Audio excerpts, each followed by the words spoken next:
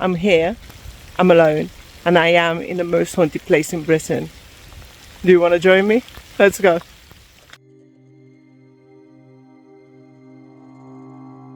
Superstition and fear of the unknown were rampant in 17th century England, when witchcraft was the perfect scapegoat for all the unexplained misfortunes and catastrophes that befell the population. The public's imagination were fueled by publications like the Malleus Maleficarum, which provided a guideline for identifying and prosecuting witches.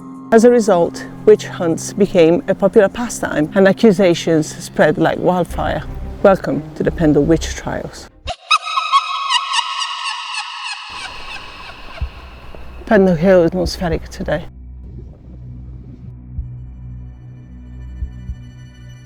Alison Device was a young woman from the Pendle area here in Lancashire, and she was accused of witchcraft by a peddler with which she had an altercation while she was begging on the way to Colne.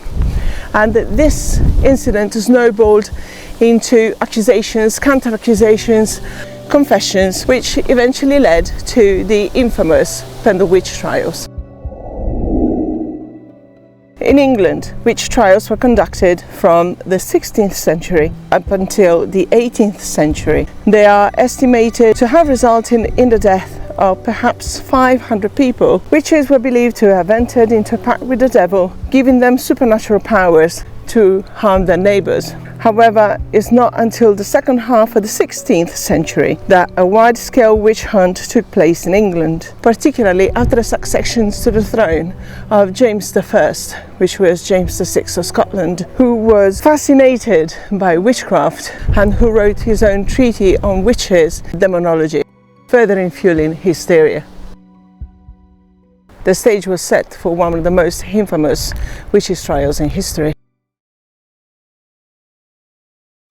In the shadow of Pendle Hill lie pretty villages, which tell a story of intrigue and witchcraft 400 years old, starring two rival families. And no, I swear, it's not the plot of Romeo and Juliet. Two rival families, the Demdikes. At the head of the Demdikes was Elizabeth Southern, aka Old Demdike, who was about 80 years of age. She lived with her son, her daughter Elizabeth, also known as Quintin Lizzie, and her grandchildren in Malkin Tower. The rival family, the Chattoxes, was led by Anne Whittle, also known as Old Chattox, who locals claimed that they were the most powerful, feared even by the Demdikes. It's March 18, 1612. Alison Device was begged on the road to Colne. She stopped a peddler from Halifax, John Law, and asked him for a pin. He refused the request, also possibly knowing things were associated with clay and wax figures and witchcraft. Soon after Alison left, Law collapsed to the floor, paralysed down one side, and possibly that was just a stroke.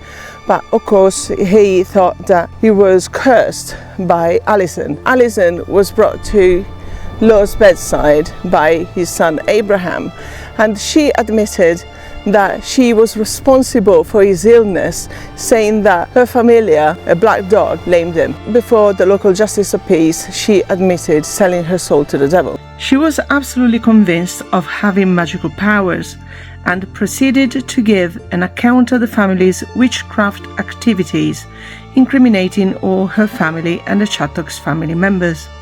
Roger Noel, the local magistrate, played a key role in gathering evidence and conducting the trials. By the end of April, 19 people were incarcerated here at Lancaster Castle, awaiting for trial at the August Assizes. Lancaster Castle has some serious legal history. As early as 1120, the Shire Hall and courts were added.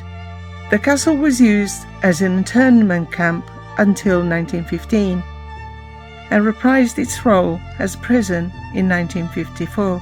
The castle at Lancaster also had been the site of an assize court from 1176 to 1971, when all assizes were abolished, and the assize court judges visited the town twice a year. The well tower was used as a dungeon. It was in the vault on the ground floor and below that the victims accused of witchcraft were held in 1612. It is here that Old Demdike died while awaiting trial. Trials commenced on Tuesday 18th of August. Sir Edward Bromley presiding. We have a very detailed account of the trial, left to us by the clerk of the court, Thomas Potts. In 1613, he published his account of events in a book entitled The Wonderful Discovery of Witches in the County of Lancaster. The trials themselves were a theatrical display of hysteria and superstition. Elizabeth Southern had admitted to Noel that she was a witch. In doing so, she implicated many of her co-accused, as did Anne Whittle, who was self-accused of the murder by witchcraft of Robert Nutter. Also implicated were members of both their families. Elizabeth the Vice was accused of 2 murders, as was her son James. Alison was to stand trial for what she had done to John Law, and Redfern, Chattox's daughter, stood accused of the murder of Christopher Nutter 18 years previously. Others were dragged into the affair. John and Jane Bulcock, a mother and her son, were tried for causing madness and for being at the Grand Assembly on Good Friday at Malkin Tower in 1612. Margaret Pearson was accused of bewitching one of her neighbour's horses to death. Catherine Hewitt was accused of the murder of Anne Folds, and Alice Nutter from Rafley Hall was accused of killing one Henry Mitten because he refused to give Demdike a penny. One of the most damning pieces of evidence used against the accused was the testimony of Elizabeth's 9-year-old daughter Janet. Janet gave evidence against her own mother. Her evidence was devastating, and Elizabeth was so overcome with anger that she had to be removed from court.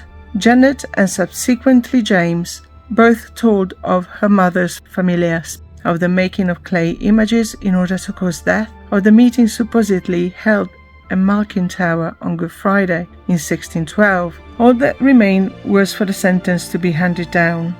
Under the terms of the 1604 Witchcraft Act, 10 of the accused had been found guilty of the crimes punishable by death. On August 20th, 1612, the 10 condemned prisoners were taken to the moors above town. Now, the story of Alice and the witchcraft does not make a lot of sense. Janet's testimony places her at the Great Assembly of Good Friday in 1612. Alice was the only person out of the 19 people convicted that did not need to beg.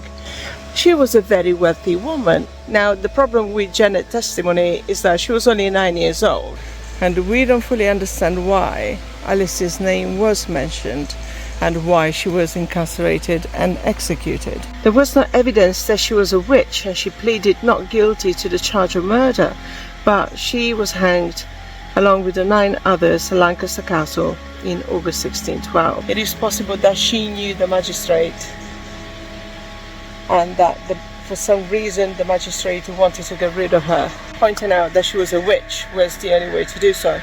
I kind of feel like she's about to open her eye.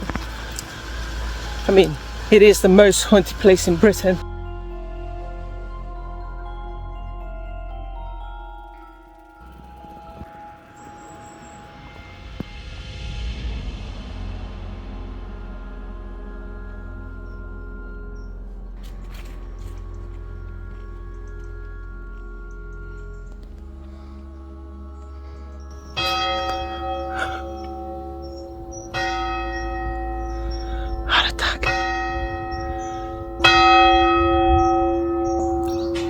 Apparently Alice is buried here. But here's the thing. People that were considered witches were not allowed to be buried on consecrated ground. So how comes that Alice is buried here? They do say that the grave dates later than the witches' trials of Pendle. Alice received special permission to be buried here. She is the only one that didn't need to beg for a living. She was actually well off.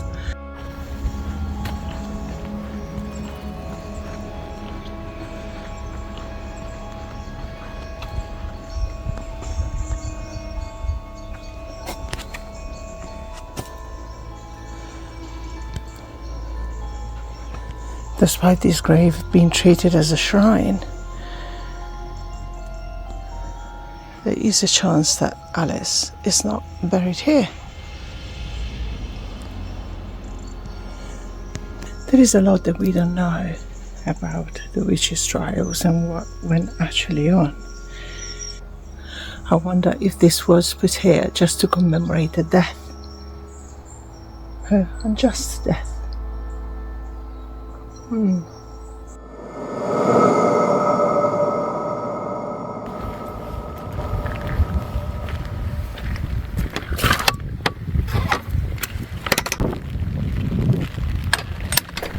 Ikenwood and Pendle Sculpture Trail. There have been ghostly apparitions on the slopes of Pendle Hill, just right there. What the fudge is that there? Oh, I don't want to know.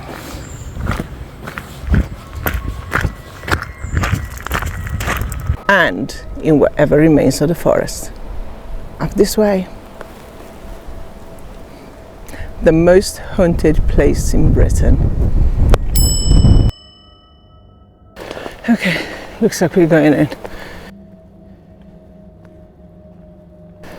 This place is weird.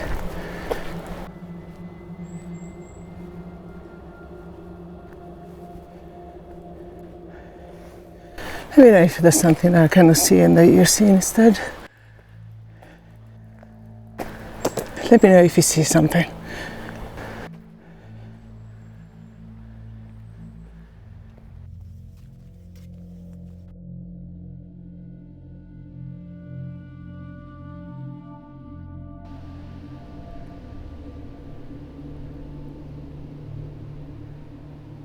It is incredibly atmospheric. It's a wall. Huh.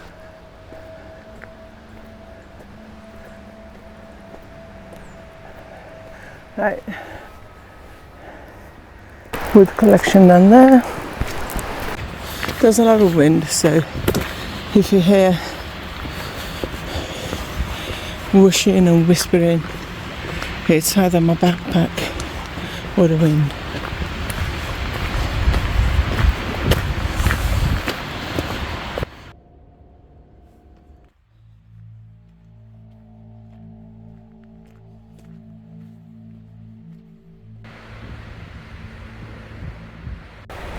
I would love to do this at night one day. It's got to be absolutely awesome with the lights on and everything.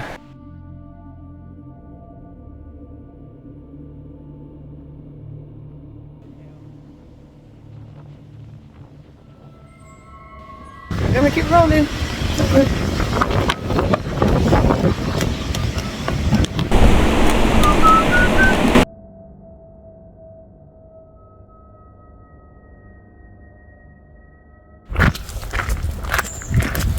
That's for sure a lot of energy here.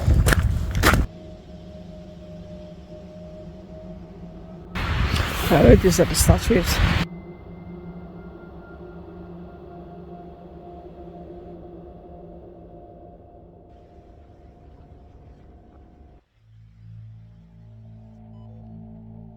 I am intrigued as to what they might represent. Modern Witches is very sci-fi, isn't it?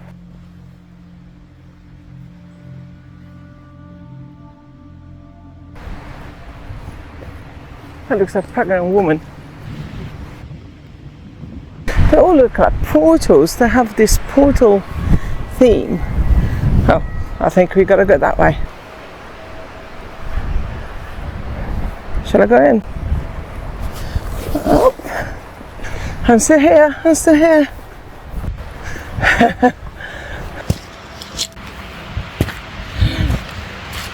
I think I found Shuck. Black dog, red eyes, and the hell is missing horns. It's missing something.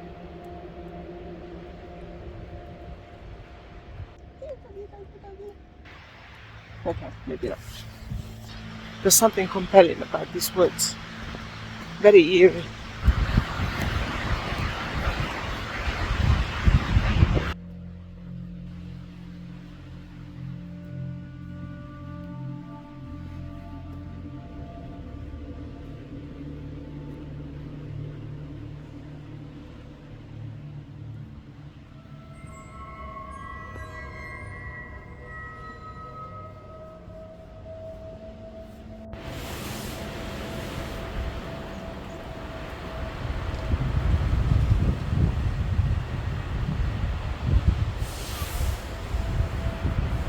I'm not gonna give you all. I think you should come here and check this place out. Well, you guys, I hope you enjoyed this video, and if you did, please give us a thumb up, and I shall see you in the next one.